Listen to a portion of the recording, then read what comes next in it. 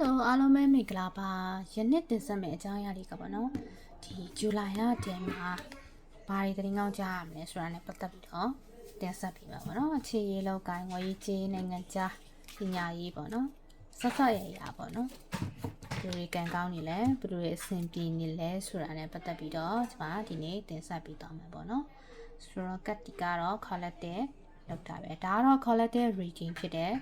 ဖိုင်ရွေးစရာ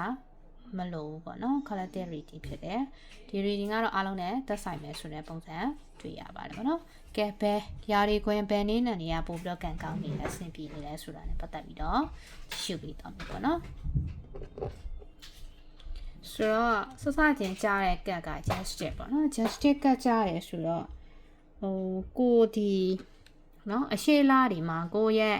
ဒီကိစ္စအရက်ပေါ့နော်ကိစ္စအဝဝဘယ်လိုပြောမလဲအဆင်မပြေခဲ့တာတွေရှိကောင်းရှိနိုင်တယ်အဲ့ဒီကိစ္စတွေနဲ့ပတ်သက်ပြီးတော့ဒါမှန်မှန်ကန်ကန်ဖြစ်လာမယ်ဆိုတဲ့ပုံစံမျိုးပြရတယ်နော်အိမ်တော်ရေးပဲဖြစ်ဖြစ်အခြေရေးပဲဖြစ်ဖြစ်မြစ်တာရေးပဲဖြစ်ဖြစ်နော်ဝေးကြီးပိုင်းလောက်ကင်ပိုင်းတွေပဲဖြစ်ဖြစ်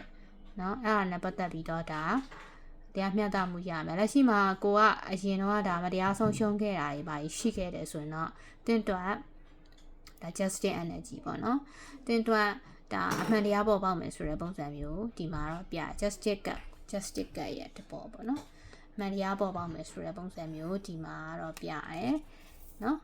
ငွေရေးကြီးပိုင်းနဲ့ပတ်သက်ပြီးတော့ကတ်ကပြရဲဆိုတော့ဒီမှာကတော့လေဒါငွေရေးကြီးပိုင်းလည်းပြောလို့ရှာတယ်နောက်တစ်ခုကကျတော့အချစ်ရေးမေတ္တာရေးလို့လည်းပြောလို့ရတယ်လက်ရှိကတင်ကတင်းချစ်သူနဲ့တင်တဲ့ကဒါလက်ထပ်ဖို့ရည်ရွယ်ထားရဲဆိုရင်တော့ဒီလထဲမှာတော့စကားပြောဖြစ်မယ်ဆိုတဲ့ပုံစံမျိုးပြရတယ်ပေါ့နော်ပြောရမယ်ဆိုရင်တင်းချစ်သူကတင်းကိုဘယ်လိုပြောရမလဲမင်္ဂလာစကားကန်လှမ်းတယ်လို့ပဲပြောရမလားနော်အဲ့လိုပဲပြောရမှာပေါ့နော်ပြောရမယ်ဆိုရင် RSD အတွက်သတင်းကောင်းကြားလိမ့်မယ်ဆိုတဲ့ပုံစံမျိုးတွေ့ရတယ်ပေါ့နော်ယာဒီကွန်အနေနဲ့ပြောရမယ်ဆိုရင်တော့ဒီမှာ Capricorn လို့တွေ့ရနောက်တစ်ခုကကျတော့ဘာထက်တွေ့လဲဆိုတော့ဒီမှာ H1 ပေါ့နော်ဆိုတော့ဘယ်လိုပြောရမလဲချစ်ရည်နဲ့ပတ်သက်ပြီးတော့ပေါ့နော်ဒါဒီဘယ်လိုပြောရမလဲမြတ်ဖြစ်လာမယ်တင်မျောလင်းစောင့်ဆိုင်နေတဲ့သတင်းစကားပေါ့နော်တင်အခြေရေးမှာပဲဖြစ်ဖြစ်နိုင်ငံခြားကိစ္စပဲဖြစ်ဖြစ်ပညာရေးပဲဖြစ်ဖြစ်ငွေရေးကြေးပိုင်းပဲဖြစ်ဖြစ်ပေါ့နော်ဒါတဲ့အတွက်ဒါသတင်းကောင်းကြားရမယ်အနေထားမျိုးလေးရှိတယ်ပေါ့နော်ပြောရမယ်ဆိုရင်ဥပမာကိုကနိုင်ငံခြားနဲ့ပတ်သက်ပြီးတော့ဒါစီစဉ်ထားတယ်စီစဉ်ထားတယ်ပေါ့နော်စီစဉ်ထားတဲ့သူဆိုရင်တော့ဒါဘယ်လိုပြောမလဲဒီလထဲမှာဇူလိုင်လထဲမှာသတင်းကောင်းတေချာပေါက်ကြားရဖို့ရှိတယ်ဒီမှာကတော့စီစဉ်ထားတယ်လို့တွေ့အဲ့ဒီစီစဉ်ထားမှုက H1 energy နဲ့အဆင်ပြေသွားမယ်ဆိုတဲ့ပုံစံတွေ့ရတယ်ပေါ့နော်ပြောမယ်ဆိုရင်စာသတင်းစကားအဆက်တွေဝင်လာဖို့ရှိတယ်အဲ့တော့တင်းချစ်သူကလည်းဒီလိုလထဲမှာတင့်ကိုပို့ပြီးတော့ကောင်းမှုဆိုဆက်ဆက်လာတဲ့ပုံစံမျိုးတွေ့ရတယ် relationship ကြားမှာအရင်တော့မမျှတမှုတွေရှိခဲ့တယ်ဆိုရင်ဒီလထဲမှာတော့မျှတဖြစ်လာမယ်တုံးနဲ့တုံးပေါ့နော်ပြောရမယ်ဆိုရင်တော့ဒါပေမဲ့ကိုကဒီကိုရဲ့ relationship ကတော့ commit relationship ဖြစ်ရင်တော့ဒီလထဲမှာတော့ question ပြဆဲခံရနိုင်တယ်ဒါလေးကိုတော့တွေ့ထားတယ်ပေါ့နော်ကျမရဲ့အနေနဲ့တော့ညံ့တဲ့အတွက်ကြောင့်သတိထားပါလို့ကြံပေးခြင်းတယ်ပေါ့နော်စေယုံစေကန်းတွေရှောင်းရှိတတ်တဲ့လူကြီးမိဘတွေကိုတိုင်ပဲဖြစ်ပေါ့နော်ပြောရမယ်ဆိုရင်ကျောင်းလူကျောင်းသားနော်တင်ကဒါဒီဘယ်လိုပြောမလဲဂုံတူးနဲ့ပတ်သက်ပြီးတော့မျှော်မှန်းထားတယ်ဆိုရင်တော့ဂုံတူးပါမယ်လို့တော့မြင်တယ်ကျောင်းလူကျောင်းသားတွေကိုပြောတာနော်အင်တာဗျူးဖြေထားတဲ့သူတွေအလုပ်ရမလားလို့အလုပ်ရှောင်ထားတဲ့သူတွေအတွက်ဒီလားထဲမှာသတင်းကောင်းကြဖို့ရှိတယ်နေနံတွေကတော့ဒီမှာတွေ့ရတဲ့လောက်ကတော့ရာဟုတွေ့ရယ်ဗုဒ္ဓဟူးတွေ့ရယ်တနင်္ဂနွေတွေ့ရယ်တောက်ကြတွေ့ရယ်စနေတွေ့ရယ်နော်အဲ့တော့ဒီလထဲမှာကတော့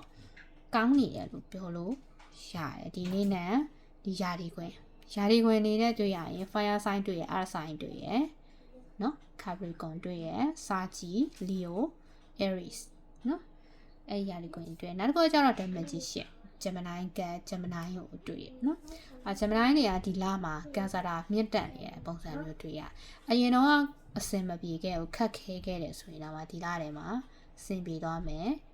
လို့တော့ မြင်တယ်ပြည်လဲသွားမယ်လို့မြင်တယ်ငွေကြီးပိုင်းခက်ခဲခဲ့တာမျိုးတွေအချစ်ရေးပိုင်းမှာအဆင်မပြေခဲ့တာမျိုးတွေရှိခဲ့တယ်ဆိုရင်တော့ဒီလထဲမှာနော်အဆင်ပြေသွားမယ့်အနေထားမျိုးကိုကချစ်သူမရှိဘူးဆိုရင်ချစ်သူရမယ့်အနေထားမျိုး right person တွေ့နိုင်တဲ့ကာလလူတောင်ပြောလို့ရတယ်ပေါ့နော်ဒီလထဲမှာငွေကြီးပိုင်းနော်ပြောရမယ်ဆိုရင်ကိုကအကျွေးပေးထားတယ်ကျွေးနဲ့ပတ်သက်ပြီးတော့ဒါဆက်သွယ်ပြန်နေတယ်ကျွေးမပေးတဲ့သူရှောင်ပြေးနေတဲ့သူတွေတင်းစီသူတို့စီကနေဆက်သွယ်ပြန်ဝင်လာဖို့ရှိဒီလာတယ်မှာပေါ့နော်ပြောရမယ်ဆိုရင်အကျွေးနဲ့ပတ်သက်တဲ့ကိစ္စတွေအလောက်ကိုင်းနဲ့ပတ်သက်တဲ့ကိစ္စတွေငွေရေးကြီးပိုင်းနဲ့ပတ်သက်တဲ့ကိစ္စတွေအဆင်ပြေသွားမယ့်အနေအထားမျိုးရှိတယ်အဲ့တော့အလောက်ရှာနေတဲ့သူတွေကတော့အလောက်ရဖို့ရှိတယ်နော်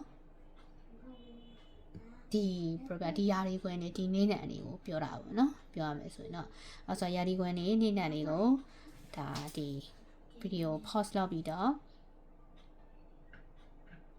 နောက်ထောင်ကြည့်ပါနော်အဲ့တော့မပါတဲ့လူတွေကတော့ဟို program မဲ့စိတ်မကောင်းမဖြစ်ပါနဲ့နောက်လာတော့ဘာလာမှာနော်အဲ့တော့ဒီလထဲမှာတော့ပြောရမယ်ဆိုရင်တော်တော်လေးအဆင်ပြေမဲ့အနေအထားမျိုးလေးမှာ